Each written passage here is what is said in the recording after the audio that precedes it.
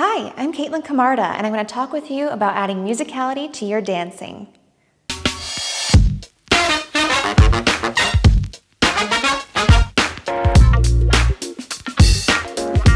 So every dance has dominant counts. So what I mean by that is for cha-cha, it would be 1, 2, 3, 4, and 1, 2, 3. For samba, it would go a 1, a 2, a 3, a 4.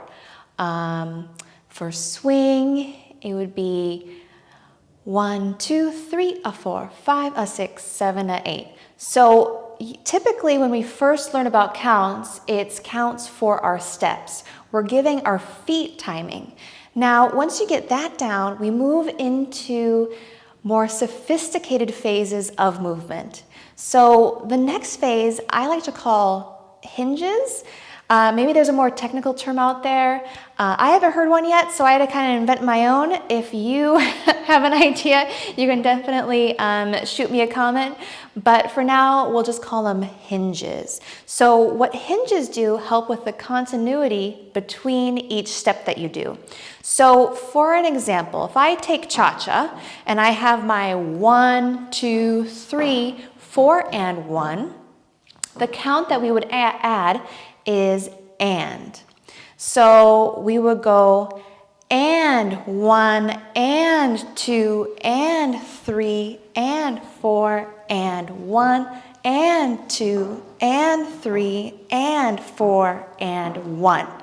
So what we do is we add a count, and this being an and, to give our body an action and an order. So before, if you're just counting 1, 2, 3, 4, and 1, you're not really assigning your body and giving your body time to do any other actions.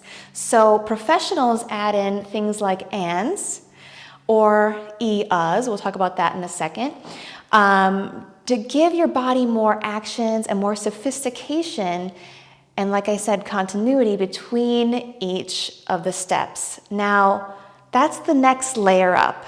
Like I said, the hinges, how it connects. So this next layer, I'm going to call accents. So that might be the e's and us. So what I mean by that is we don't just count 1, 2.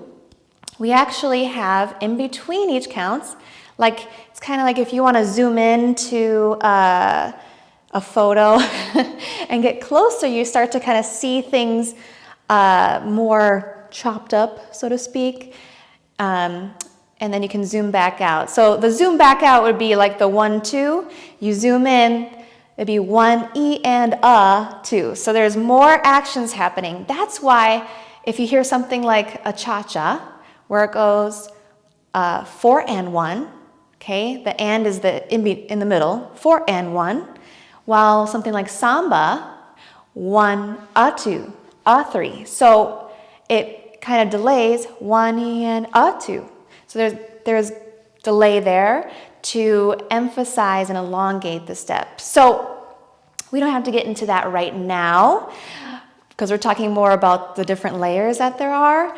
But just as an intro to what there is in your music. So with the accents, this is the extra layer that happens. So like I said before, we have with the cha-cha, the and 1, and 2, and 3, and 4, and 1.